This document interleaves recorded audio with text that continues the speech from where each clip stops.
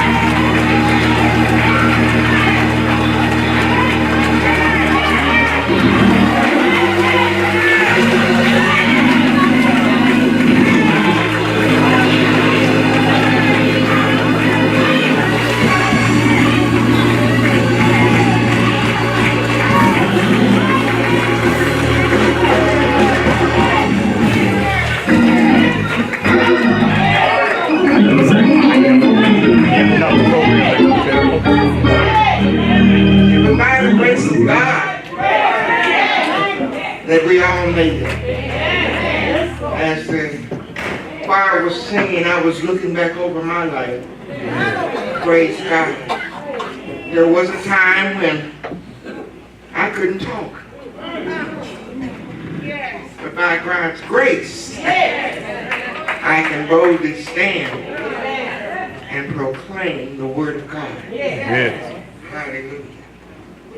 Happy Mother's Day. Praise God. To all the mothers and those who may not have birthed children, but love children like a mother would. Yes. I give honor to God this morning. I gotta get it right because I'm gonna have to prop up here. I can't hold it no more. Praise God. But I give honor to God this morning for allowing me to stand and give a word to his people. Honor your pastor, Pastor Boyd. I honor you members of Mount Emmanuel Baptist Church. I want to thank Sister Pendergrass for inviting me. Also to thank Brianna for introducing me. Praise God. Sister Pendergrass and I, we share a grandson, DeAndre Pendergrass. But I'm delighted to be here this morning, and I'd like to talk to you about a woman who was highly favored of God. Hallelujah. You'll turn with me to John, the 4th chapter, 29th verse.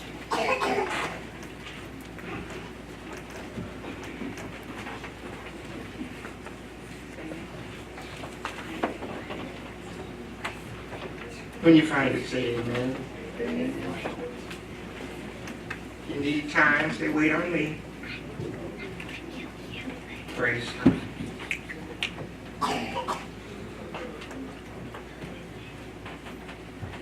Are we there?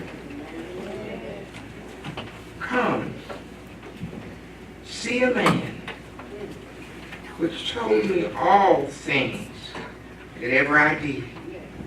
Is not this the Christ? You may be seated. A woman favored by God. When we speak of a woman highly favored, our minds automatically go to Mary, because we know that the angel of the Lord appeared to her. But there have been many women throughout the Bible that have been favored by God. Favor of God is said to mean God stepping into one situation to make a worthwhile difference. Favor can be referred to as exceptional kindness and privilege from God. And you've chosen the theme, Women Highly Favored of the Lord. And we've heard that favor ain't fair. It's free, but it's not always nice and easy and wrapped up in a pretty package. I'd like for you to know this morning that when God favors us, it's not just for our benefit, but also for the benefit of others. Why? So that he can get the glory. Y'all gonna pray with me this morning? Amen. Favor with God would not be looked upon, or should not be looked upon as a way to get everything we want. It should humble us and build up our testimony. And I've heard many testimonies this morning in prayer and in silence. Because God has been good to us. Favor should keep us from intentionally sinning, because we should want what pleases God. Amen. More than the desire to please ourselves. Am I right about it? Amen. We see the favor of God on many women of the Bible. We're just going to talk about one this morning. Let's take a walk. It's been said by doctors that we need to exercise daily, at least 30 minutes a day, but we also need to exercise spiritually daily. But I don't plan to be before you for 30 minutes today.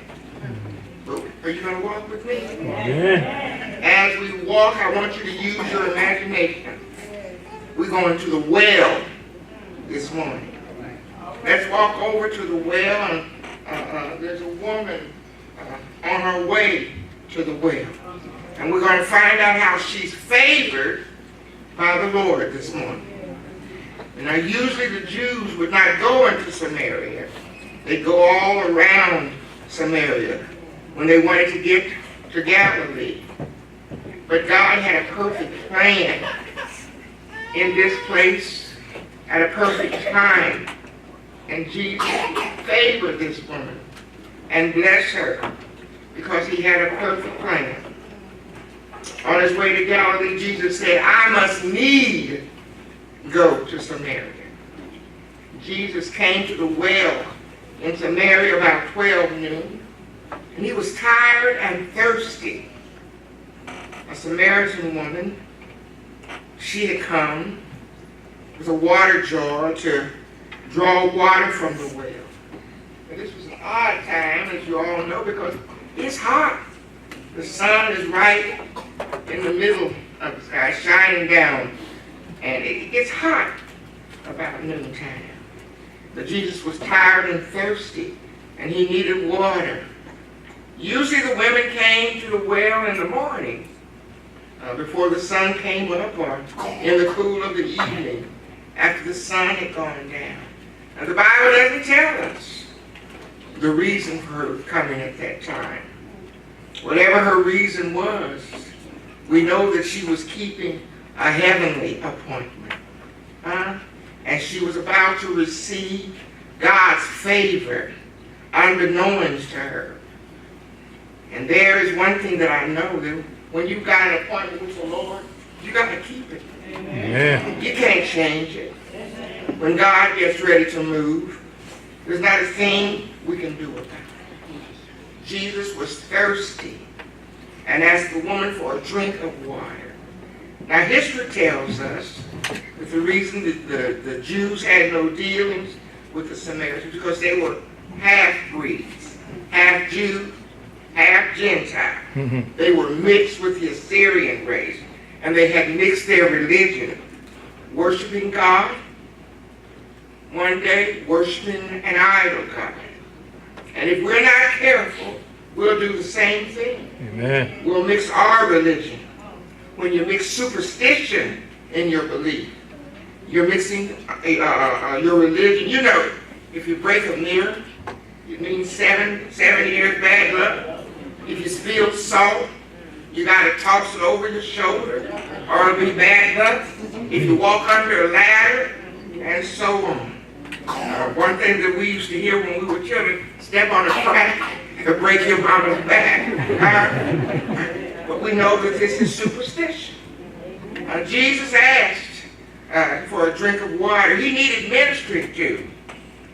But instead of him being ministered to, he began to minister to that woman at the well. Amen. You know, she thought it was odd that the Jews, this Jewish man was talking with her. She knew that the Jews didn't have anything to do with the Samaritans. And she let it be known. She was a vocal woman. And many of us as women, we speak out. But we've got to learn when to speak and when to hold our peace. Isn't that right? Amen. Why would you ask me for something to drink? I'm a Samaritan. And I'm a woman. And we know at that time men didn't speak to women when they were outside in full view. Praise God. My mind is taken to something I won't go there. Jesus answered her, and there was a blessing in his answer. Somebody say, God had a blessing. God had a blessing. With her name on it. Don't miss this now. Jesus said, if you knew the gift of God, and who said, give me a drink, you would ask him, and he would give you the living water. We're talking about favor this morning because we know that every good and perfect gift comes from above. It comes from the Father of lights, to whom there is no variableness. He doesn't change. Neither is there a shadow of turning. He's the same God, yesterday, today, and forevermore. God only wanted to favor her. He wants to favor you. And he wants to favor me. And his favor for each of us is eternal life. She didn't answer.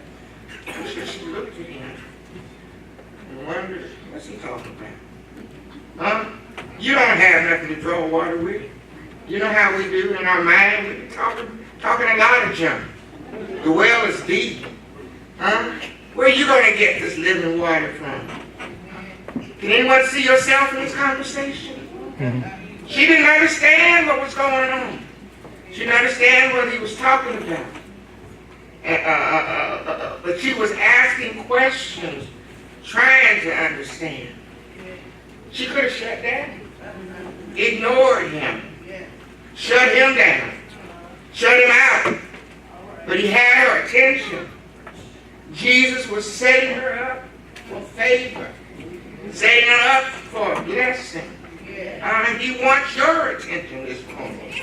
Every time you worship him, hallelujah, as the choir, every time you worship him, he's setting you up for a blessing.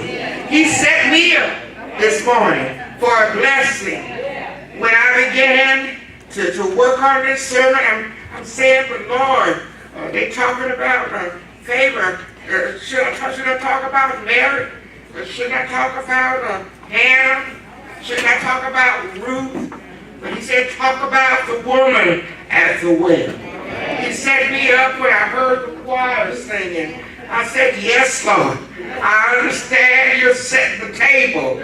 Praise be the name of the Lord. God wants our attention every time we worship him. He's setting us up for favor. He's setting us up for a blessing. Jesus answered her and says, whoever drinks this water will thirst again. Talking about the water in the well. But whoever drinks of the water that I give, there will be in him a well of water springing up to everlasting life. Amen. Talking about the Spirit of the Lord. Hallelujah. When you have the Spirit of the Lord, you got everything. Yes. Hallelujah. You'll thirst no more. When you're looking here and there, looking for peace, looking for satisfaction, you can't find it until you find the Lord. Yes. Somebody wrote a song, I just couldn't be contented until I found the Lord. How many of you know what I'm talking about? Praise the name of the Lord. When he began to talk about this water springing up into everlasting life, she immediately says, give me this water so that I thirst not. And I won't have to come here to draw it. Hallelujah. And you know, it was hard work to carry that water jar all the way back to town. But it leads me to think she still didn't understand what he was talking about. Praise the name of the Lord. But God is patient with us. And he keeps working with us until we understand who he is. He keeps working with us until we understand what his word says. Hallelujah. Jesus was talking to her on a spiritual level. Just like he talked to Nicodemus when he told him, you must be born again. Although she didn't understand it, she was ready to receive it. Give me this water. You know, you and I, we miss so many blessings. We miss so many blessings from the Lord because we don't understand. We're kind of people, we got to know. We got to understand. But we got to be willing to receive what God has for us. The scripture says, trust in the Lord with all your heart and lean not on your own